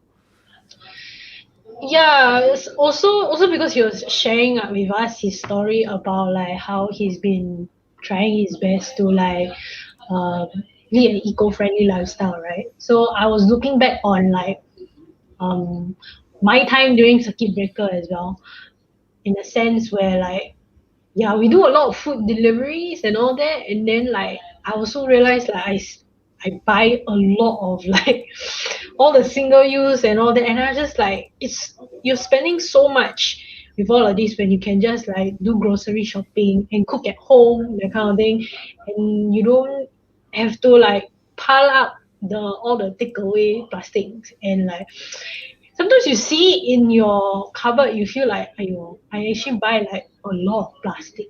And then like I also don't really use them sometimes.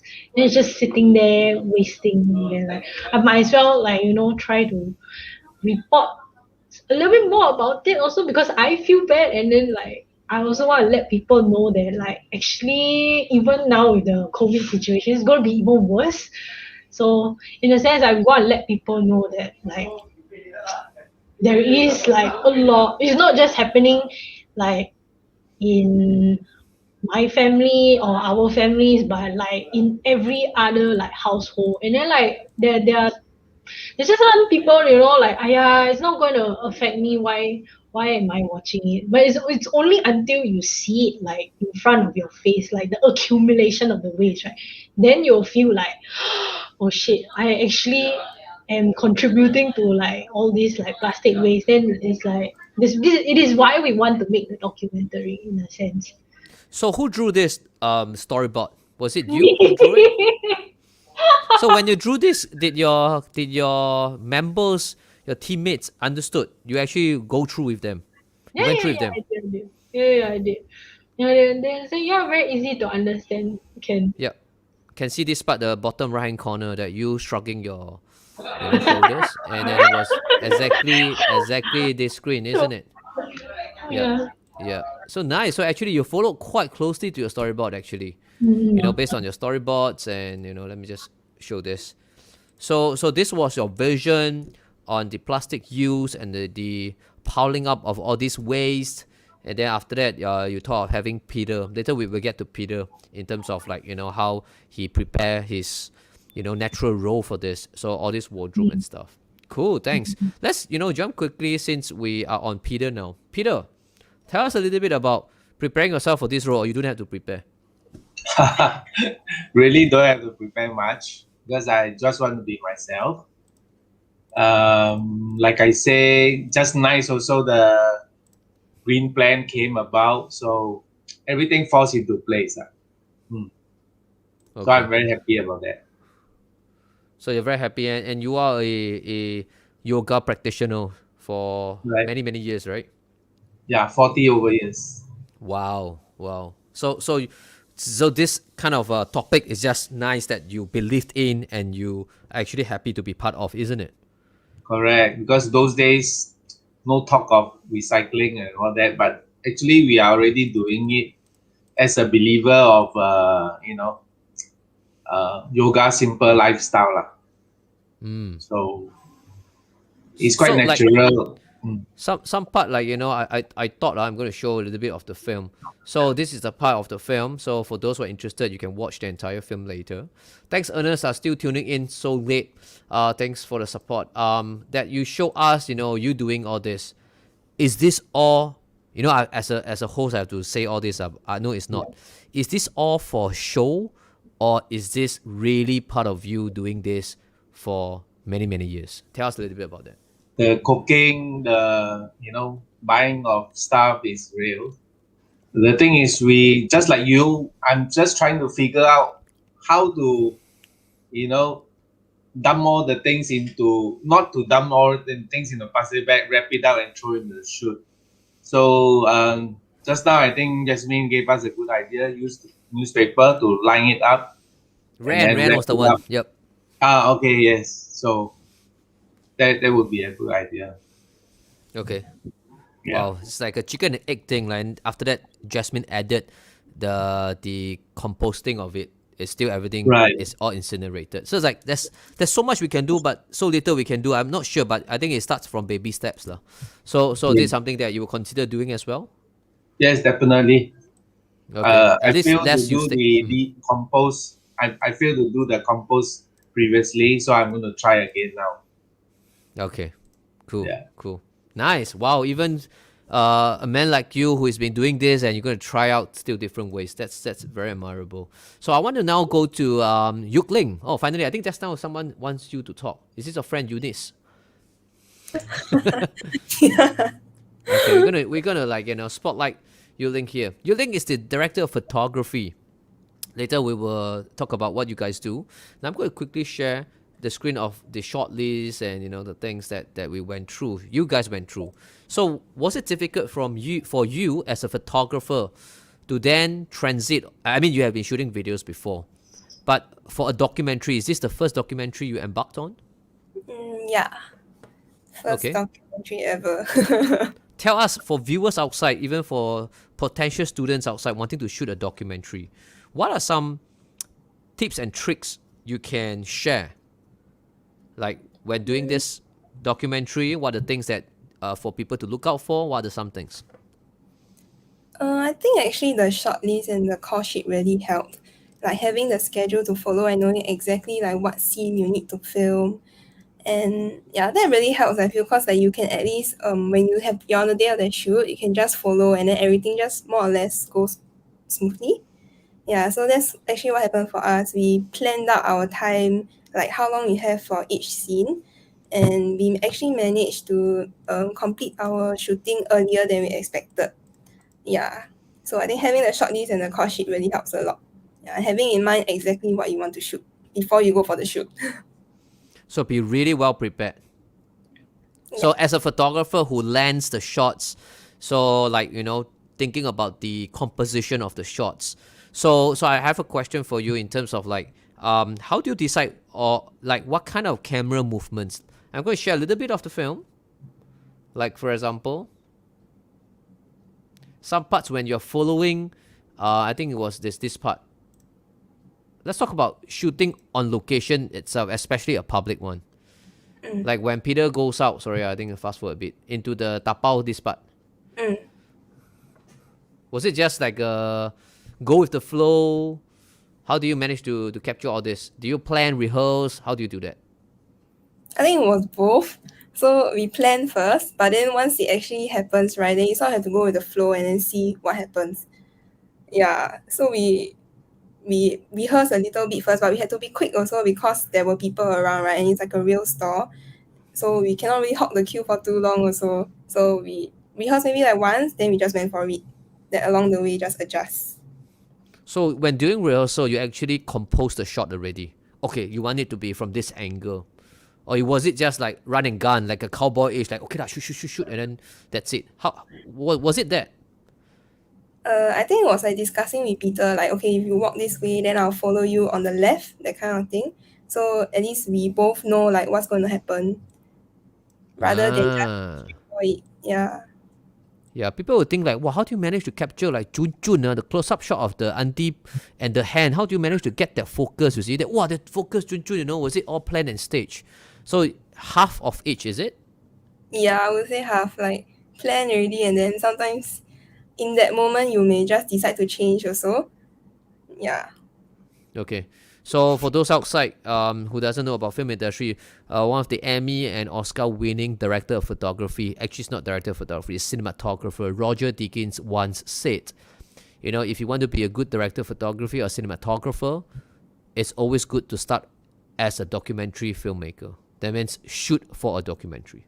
So this is not from me, from Roger Deakins, the legend in himself, right? Shoot a documentary first, and then when you start shooting narrative films, I think it's going to be easier, because you see likes, you see natural stuff, things, and react to stuff, things. So Google a little bit on what Roger Deakins said about that, shooting a documentary.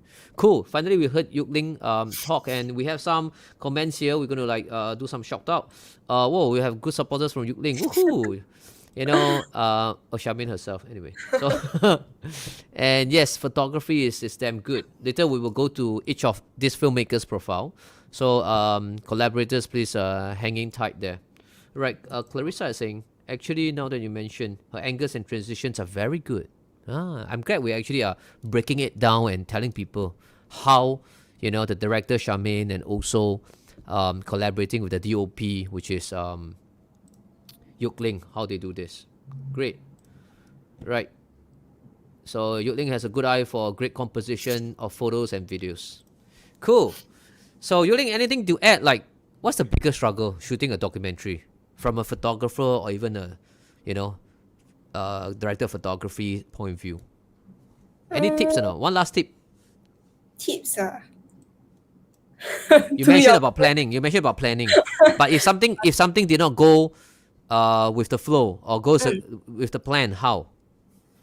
I think actually a lot of things you just need to go there and then just think on the spot also. So like for example, there are certain things like recording Peter's voice, and then when we did it in his room, we actually realized that there may be certain like sounds outside. Then we kind of need to like figure ways to solve the problem, like maybe close the window, close the door, turn on the aircon, turn off the fan, that sort of thing.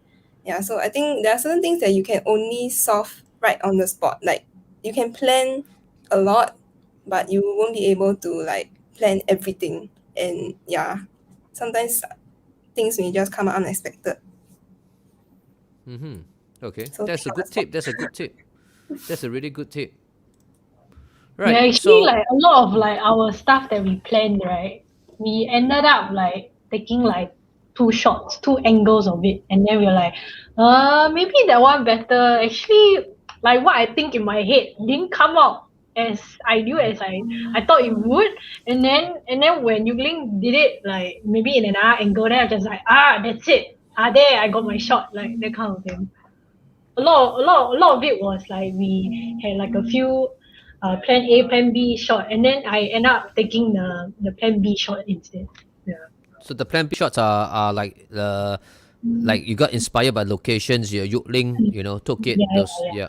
Okay. Okay. So it's good to be flexible, to feel, to read the room, to read the location, right? Yep.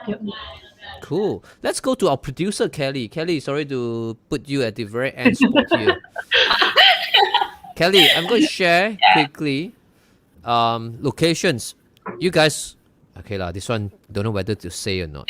You guys go to a few locations to shoot. Very scared. I say this, later picture, lobang picture, very scared. Then that is say. I don't know. I don't know. Okay, so like, the producer will be thinking, managing the whole scheduling, the budgets, and also location. Just now, Charmaine mentioned, lucky both your locations are available.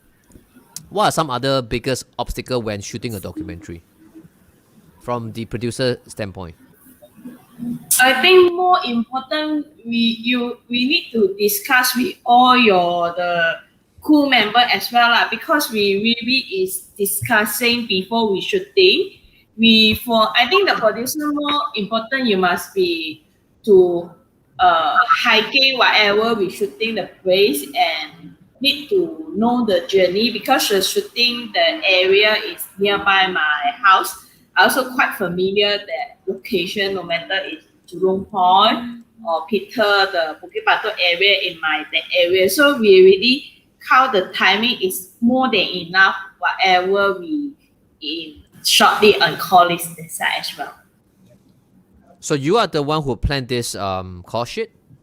No. We discussed together because we got meet together and discuss together. But I know the timing, so because nearby my area, so I will tell them this to this about how long, and even the longer journey will be around where because choose my house for one place to shooting because it's really convenient. After that is come to my house, the area you find whatever Kelly said is accordingly is only nearby me. You have Peter to mention that one we also is as long we got a plan properly. I think it's always it must be well planning before you action it. But also from Jasmine and Yukli also said sometimes it must be when you shooting the day you will how to shoot and where to shoot it will get the better view for after we edit the film. I think this also need to 临时发挥. This is also one of the very important. Have to be flexible, right? Yes. Especially during a I think it's documentary. flexible. It's Nice. Cool. Wow. So because I have another class, I hope one of my batch, another batch of students, they actually did a really good documentary as well. Yeah, they have even tougher taboo topics. You guys are working on a very nice topic, right? Meaningful one. If you're working on a taboo topics, it's even difficult to get a profile. You guys were lucky because Peter was the profile. Location wise, pretty straightforward. At least you all get permissions to shoot it. Like, okay, Ali, one quick one. The coffee shop lady, the Tap Cai Peng uncle, all this. You as a producer, how do you manage to convince them so that they are willing to, have their face featured in your documentary? But actually, the day shooting is quite naturally when I think it's because is for photographer for Yukli is really take the initiative is we discuss before we shoot. So when you will get the result is what we want. This is quite important. Well, Peter has something to say just now. Peter. Yeah, because I know them. So it's like near my house. I go there kind of quite often. So I already discussed with them that we are doing such a thing. So they are okay with it. So in fact, 很配合. So did the coffee shop lady dress up for the day? She looked dressed up. She dressed like this every day. I thought she intentionally dressed up. Okay. Sometimes you don't know if you tell them, next Wednesday I'm coming. Then say, okay, can I wait for you? And then she dressed up and then she don't look like a, So sometimes might backfire, imagine. Alright. Yeah. So, but you guys got permissions, you guys, plan it ahead before shooting. And I think it's a important thing to use locations and people that you already know. The rapport has already been built over the years. So they know that you are trustworthy. But in scenarios where if you go to a stranger's place or people doesn't know you, how would they actually say yes to you? I think it's about convincing them about the meaningful topic that you're working on. This is something you all can consider. So if they believe in what you believed in, it will help as well. But of course, we won't go into all the things that I have been talking about in our course of getting them to sign the talent release form, etc., etc. So good job on doing this documentary. I think you have 2 nods from 2. Someone left. Charmaine. No, Kelly. Yep, cool. So quickly, guys, just want to give you all some background about these filmmakers. They are not trained filmmakers. Kelly, welcome back. Are you back? Yes, I think Cool. my computer certainly. No worries yes. about it. I want to start from Charmaine, quickly. What does Charmaine do? You guys will be surprised. These are not trained filmmakers. They don't breathe, eat, sleep films. They don't go to film school. So real quick, Charmaine, this is who Charmaine is. Okay, please connect with her on LinkedIn. She's not just a filmmaker; she's actually a graphic designer at heart with 6 years of experience. All right. She's familiar with content creation, brand management, social media marketing, and management as well. So tell us a little bit about what you do before your previous life, Charmaine. Now, I was a graphic designer for like about 6 years. Yeah, I was like working temp jobs here and there, lah. But I've also dabbled in like events marketing, and like before I actually come to this course, I was actually a full time in house graphic designer, lah. Yeah, I was designing posters, those poster catalogs, Facebook posts, and all that. But I've decided that I want to upgrade my skills, and that's why I signed up for the social media marketing course to go and learn some more. I did dabble in a bit of it before because my ex had a startup before, and then like I was working with him somewhat to help him out with like the social media side of things, but I've never like actually fully learned about it. And then I really wanted to learn more in depth about it. That's why I'm in the course. So right now, about 6 months through the course, I realized like it's very similar to art school again. I feel like I'm going back to art school because like I actually finally learned about like video making and all that. It really reminds me of art school.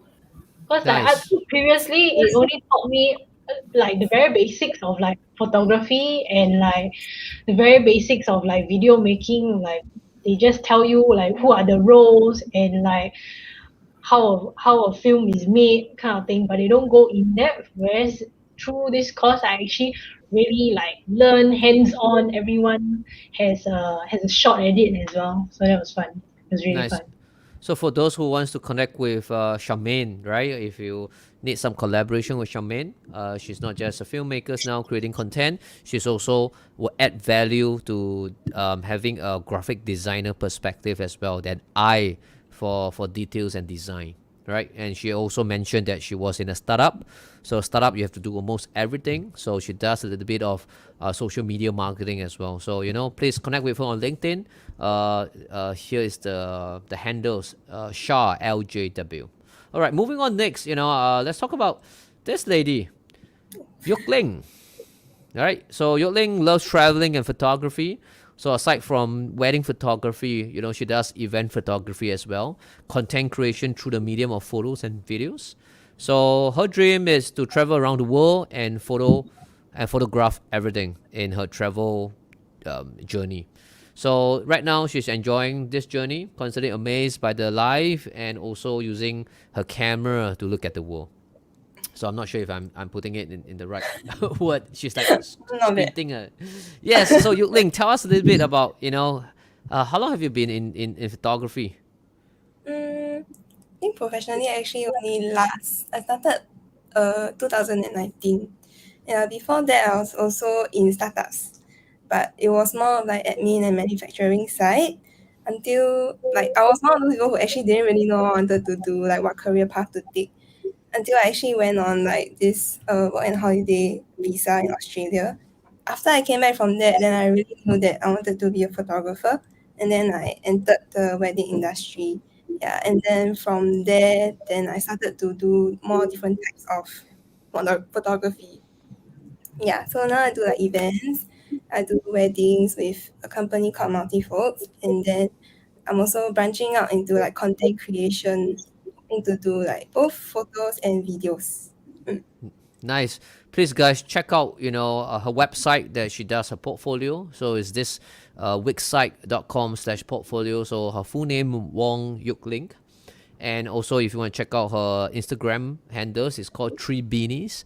So she got really good photographs in her travel logs, and it's amazing. It's beautiful, right? So yeah, if you like her photography style, please contact her, DM her either way on Instagram or the landing page on the website. Please take it away for the collaboration. Thank you so much, Yuk Ling. Thank you. Nice. So all right, this gentleman here, Peter, retired, I think. Right. yoga for the past over 40 years. Anyone wants to learn yoga, and he's willing to share, because she believes that yoga it's supposed to be free for as like sunlight. This is based on some profiles that you can find from. So for those who seriously need it, Peter is offering a free consultation for yoga. So please don't paise, approach him. Nothing like commercial yoga. Come, Peter, few words. Oh, I truly believe that any physical ailments is psychosomatic, which means it's caused by mental factors like stress. So you remove the stress, you feel much better. You can sleep better, life will be good. So be happy. One last thing I want to add about the green plan. If you are not doing it for yourself, at least do it for your children, because they are our future. We can only live up to a certain age, but then our children will carry on. Their children will carry on. So I'm also very happy and proud that my daughter is a school teacher in MGS. So she does her part in teaching children about, the lifestyle, the green plan. So I'm very proud of her. Yeah, you're right. Actually, we should start educating, like even my kids, and tell them, hey, we should reduce, refuse as well, and think before and after. So I think that's important also to educate. So I hope I will cut down some of the segment from this live stream, and hopefully we can repurpose them in a shorter, more bite-sized, viewable content. Right. Thank you so much, Peter, for sharing. So do it for our future generations. All right. So of course, last but not least, the producer again always cannot.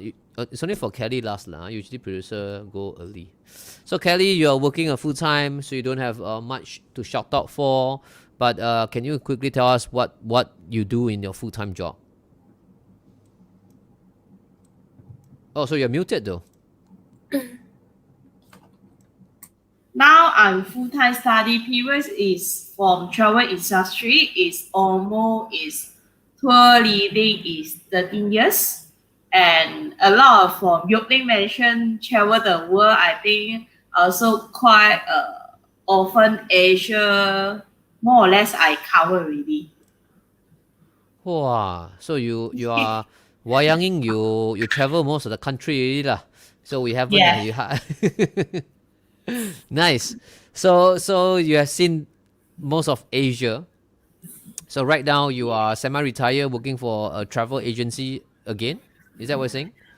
Not really. Yeah, it's after we finish the course, I will rethinking. Oh, interesting. Yes. Nice. I wish you all the best. In whatever you hope to do. Right? All right, guys. A little bit exceeded, of what we had initially planned. It was a lot of good discussion. I know you guys are tired. Usually for 2 hours, near 2 hours live stream is really tiring. I was thinking to make it 1 hour, max 1.5 hours. But all fun and all good. Thanks for the rest who are still tuning in. We hope you benefited some of the things that we have discussed. And surely, I learned quite a bit. And also thanks, for my students here, the filmmakers behind A Better Earth. Please support the film. Thank you so much, Ernest. Cheryl, thanks. I think usual suspects are here to support us. Your classmates here. Right? So, yeah. So, any last words from any one of you? I want to thank you, Ray. You have done so much for this show. Fantastic job. Yes. Okay. I'm not sure if I'm going to do a third one because it's so tiring, I'm spending like 2 days on this and like to research on my guests and to do out all these slides. I'm starting thinking like this project that you guys are doing is very meaningful. So I said, it's the intention behind it lah. But yeah, I hope for example, Peter is here, Jonathan, they're here. I really hope to showcase everyone's film. I think there's so much of your hard work of months and weeks. For me, it's just 2 days of prep. But I hope to do it again. So my next lunch meeting is with you guys. Hope you guys are willing and down to it because I had the lunch with Ernest and gang. Right? Ooh. Yeah. Ooh. So every one stream, I'll meet a group. So I'm not sure which one is the next one. So yeah. So let's see how. Not sure because I think the SUS batch is starting next week. So you guys are the first batch, right? So the next batch is starting next week. So I'll be really busy again. Okay, cool. So thanks everyone for tuning in. Have a good night. Please Thank you. please start Thanks for refuse. Bye. Take care. Okay. Bye. having us. Bye. Bye. Bye bye. Good night. Good night. Good night. Do I have to show this and say something? No, I don't know. Not a professional. But yes. So that is the end of the live show. Hopefully I'll get to showcase more of my students' work.